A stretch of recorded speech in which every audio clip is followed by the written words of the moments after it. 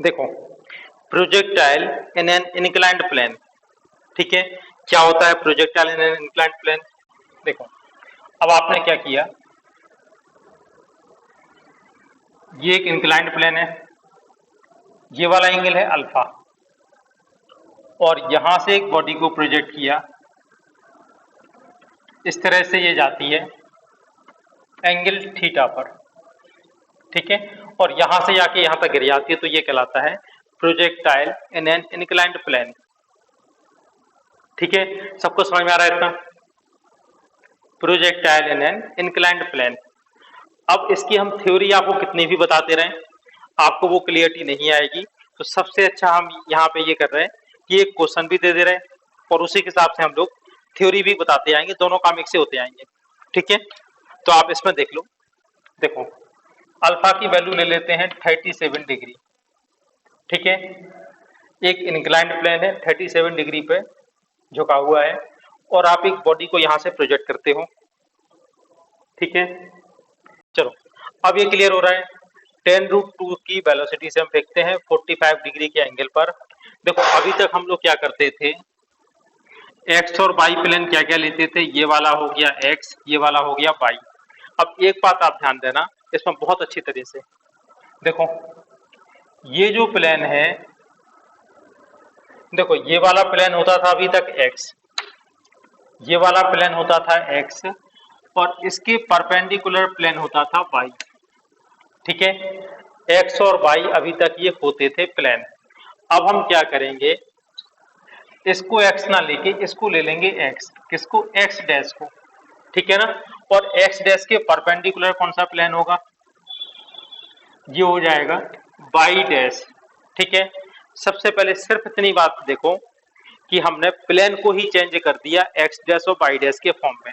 ठीक है ना, पहले प्लेन था हमारा एक्स और वाई, अब हमने प्लेन कौन सा ले लिया, एक्स डैश, और इसके परपेंडिकुलर प्लेन लिया वाई डैश। इतने में कोई डाउट हो आपको तो बताओ, प्लेन को ही हम चेंज करके लिख रहे हैं यहाँ पे। ठीक है, एक्स की जगह अब हम यूज करेंगे एक्स डैश, और वाई की जगह यूज करेंगे वाई डैश। सिर्फ इतनी सी बात बताओ, समझ में आ रही कि नहीं आ रही?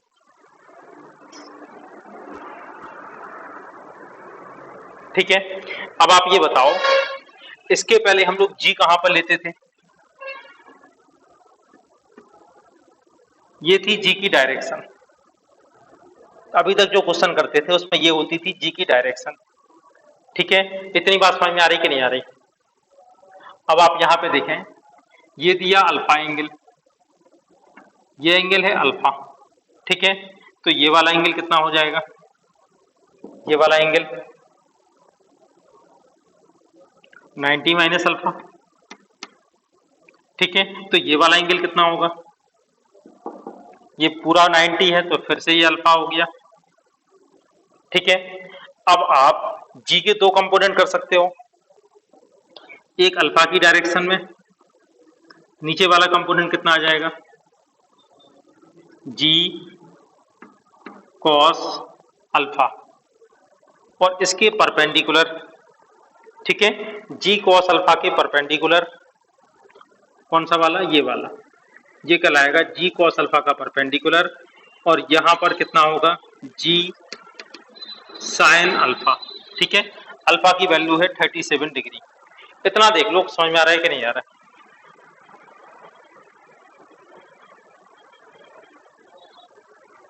देखो बेटा, इतना समझ में आ रहा है, क्लियर हो रहा है इतना कि नहीं? आप देखो, अब हम फिर से देखो, देखो इसके पहले जो हम लोग पढ़ते थे यहां पर होता था जी। ठीक है ना, इसके पहले जो हम लोग पढ़ते थे, हम लोग प्लेन इस तरह का लेते थे, एक्स और वाई। ठीक है ना, इस तरह का प्लेन होता था, और इसको हम लोग बोलते थे जी। ऐसा बोलते थे ना जी, कि नहीं, ये बताओ? ठीक है, अब हमारा प्लेन कहां पर हो गया, ये हो गया एक्स डैश। ठीक है, और एक्स डैश के परपेंडिकुलर प्लेन कौन सा हो गया, ये हो गया वाई डैश। सबसे पहले हमने प्लेन को कन्वर्ट किया।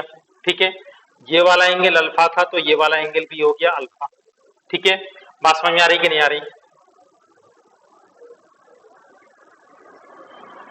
देख लो सब लोग। ठीक है, अब हम जी के करते हैं दो कंपोनेंट, देखो एक इस डायरेक्शन में कंपोनेंट हो, एक इस डायरेक्शन में कंपोनेंट।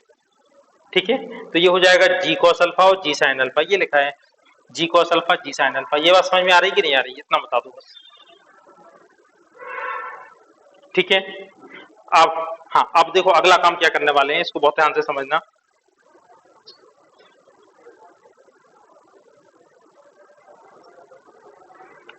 अब आपको जो प्लेन येलो कलर से दिखाई दे रहा एक्स डैश और वाई डैश, इसको पकड़ के हम सीधा करने वाले हैं।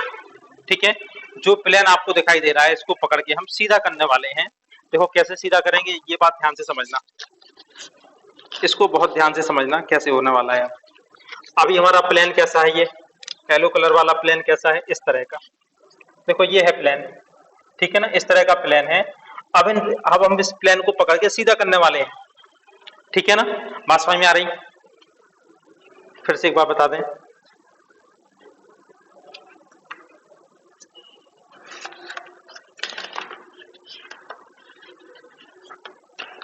देखो फिर से देखो, अभी हमारा प्लेन कुछ इस तरह का है। ठीक है ना, देखो इस तरह का प्लेन है हमारा एक्स और वाई, ये वाला। अब हम इसको पकड़ के सीधा करने जा रहे हैं। ठीक है ना, जो येलो कलर से लिखा है, कलर आप ध्यान देना, उसी कलर से हम फिर से बना रहे हैं। ठीक है ना, येलो कलर वाले को येलो कलर से ही बना रहे हैं। ठीक है, तो ये हम कैसे करने वाले हैं, इसको इसको हम सीधा करने वाले हैं। ठीक है ना, एक्स डैश को पकड़ के नीचे उठा के ले आए, एक्स डैश, और वाई डैश को हमने यहां पे लिख दिया। ठीक है, अब आप ये बताओ, अब जो ये व्हाइट कलर से बना हुआ प्लेन है एक्स डैश, जब इसको नीचे लेके आएंगे तो ये यहाँ से अल्फा एंगल नीचे पहुंच जाएगा। ठीक है ना, तो व्हाइट कलर वाला प्लेन ऐसा बना लें, एक्स डैश, और वाई कहां पर आ जाएगा,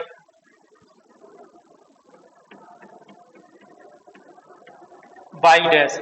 ये बताओ बात समझ में आ रही कि नहीं आ रही, इसको पकड़ के घुमा के हमने सीधा कर दिया।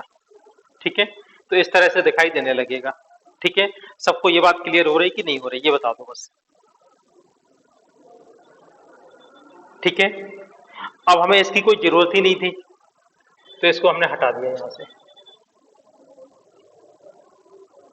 ठीक है, अब आप ये देखो, आपने बॉडी को कैसे फेंका, जो येलो कलर वाला प्लेन है इससे 45 डिग्री पर, तो यहां से 45 डिग्री पर आप बॉडी को फेंकते हो, यहां से प्रोजेक्ट करते हो। इनिशियल वेलोसिटी कितनी है, u इक्वल टू 10√2। अब ये बॉडी इस तरह से जाके यहां गिरेगी। ठीक है, बात समझ में आ रही कि नहीं आ रही, इस बॉडी को आपने यहां से फेंका, ये यहां से इस तरह से जाके यहां गिर जाएगी। ठीक है, सबको क्लियर हो रहा है इतना।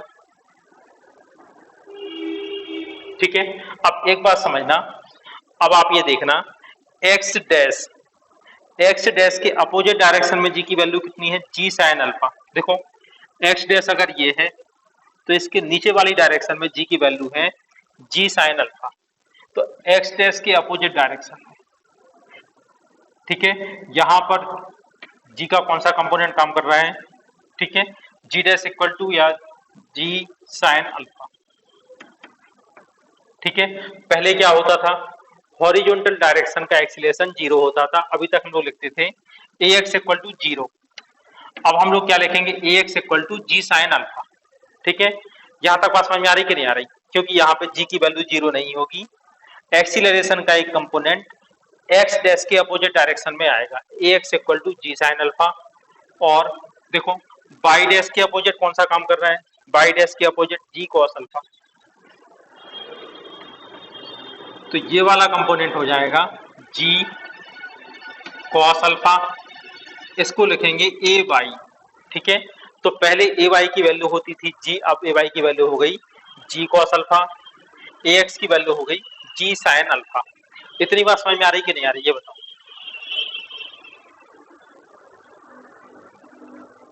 ठीक है, अब हम ये सारे अलग कर देंगे, अब हम केवल इस वाले क्वेश्चन को देखेंगे और इसको सॉल्व करते हैं।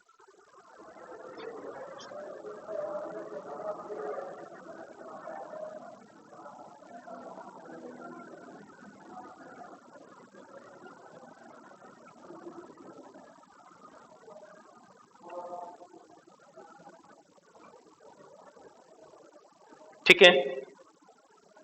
अब आप इसको देखो, देखो अब हमें क्या लगानी है, second equation, X direction Y direction किसी भी डायरेक्शन में आप इसको लगा सकते हो।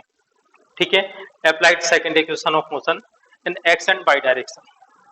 ठीक है, अब हम लगाते हैं पहले second equation in Y direction. ठीक है, S Y equal to U Y T plus half A Y T square. ठीक है, अब आप ये देखो, ये है u, तो यू एक्स की वैल्यू क्या होगी, U X equal to U cos theta, U cos 45, cos 45 की वैल्यू 1/√2, तो यू एक्स की वैल्यू भी 10 आ जाएगी और यू वाई की वैल्यू भी आ जाएगी 10। ठीक है, एस वाई हमें फाइंड करना है, तो देखो यहां से हमने फेंका और यहाँ आके गिरती है, बाई एक्सिस का डिस्प्लेसमेंट कितना होगा, 0। Displacement of body in by axis या इन बाई डायरेक्शन। ठीक है, इसकी वैल्यू हो गई 0। यहां तक बात समझ में आ रही बेटा। यू वाई की वैल्यू कितनी है, अब हम इसमें क्या करते हैं, ऊपर वाली डायरेक्शन को लेते हैं प्लस, नीचे वाली डायरेक्शन लेते हैं माइनस, लेफ्ट साइड वाली डायरेक्शन माइनस और राइट साइड वाली डायरेक्शन प्लस। ये हमने यहाँ पे डायरेक्शन को डिफाइन कर दिया। यू वाई की वैल्यू कितनी होगी, ऊपर वाली डायरेक्शन ली है प्लस, तो 10t प्लस हाफ, ए वाई की वैल्यू क्या होगी, a y equal to g cos alpha. ठीक है, और अल्फा की वैल्यू क्या आ चुकी है हमारे पास, अल्फा इक्वल टू था 37 डिग्री। ठीक है, तो आप इसकी वैल्यू निकाल सकते हो, जी की वैल्यू 10, कॉस अल्फा की वैल्यू 4/5 इक्वल टू आएगा 8। ठीक है ना, और ये डायरेक्शन कैसी है इसकी, नीचे, नीचे वाली डायरेक्शन ली है माइनस, तो अब आपको ए वाई की वैल्यू लिखनी है -8 टी स्क्वायर। इस तरह से हम टी की वैल्यू फाइंड कर सकते हैं। ठीक है ना, कितना आ जाएगा, यह आ जाएगा 4t स्क्वायर, इस तरफ आके हो गया 4t square equal to 10t। ठीक है, t equal to 10/4 equal to कितना आ गया, 2.5 सेकेंड। ठीक है, ये टाइम आ गया। अब आपको निकालना है हॉरिजॉन्टल रेंज कितनी होगी। ठीक है, इस कंडीशन में हॉरिजॉन्टल रेंज, तो आप कैसे फाइंड करोगे, एस एक्स इक्वल टू, अब हम लगाते हैं इसी फार्मूले को एक्स डायरेक्शन में। ठीक है, you X T plus half A X T square. ठीक है, ये लिख दी हमने इक्वेशन। ठीक है, ये हमने इक्वेशन लिख दी। अब आप ये देखो, एस एक्स हमें फाइंड करना है, यू एक्स की वैल्यू क्या होगी, यू एक्स की वैल्यू लिखी है 10, ये वाली डायरेक्शन ली है पॉजिटिव, तो आप 10 लिख दो। टी की वैल्यू आ चुकी है 2.5 प्लस हाफ, ए एक्स की वैल्यू यहाँ 0 नहीं होगी, ए एक्स की वैल्यू होगी जी साइन अल्फा। ठीक है, ए एक्स की वैल्यू कैसे निकालें, जी की वैल्यू है 10, साइन अल्फा की वैल्यू है 3/5, ये आ जाएगा 6। और डायरेक्शन कैसी है, इस तरफ, इस वाली क्वांटिटी को लेंगे हम माइनस में, तो -6 टी। देखो इस इक्वेशन को एक्स डायरेक्शन में अप्लाई किया, S X equal to U X T plus half A X T square, U X की वैल्यू है 10, टी की वैल्यू 2.5 प्लस 1/2, ए एक्स की वैल्यू क्या होगी, -6, ए एक्स की वैल्यू क्या होगी -6, माइनस क्यों, डायरेक्शन अपोजिट है। ठीक है ना, -6 टी की वैल्यू 5/2 का स्क्वायर, सॉल्व करके जो भी आ जाएगा वो कहलाएगी हॉरिजॉन्टल रेंज। ठीक है, इन इंक्लाइंड प्लेन। बन जाएगा इतना कि नहीं बनेगा, ये बताओ।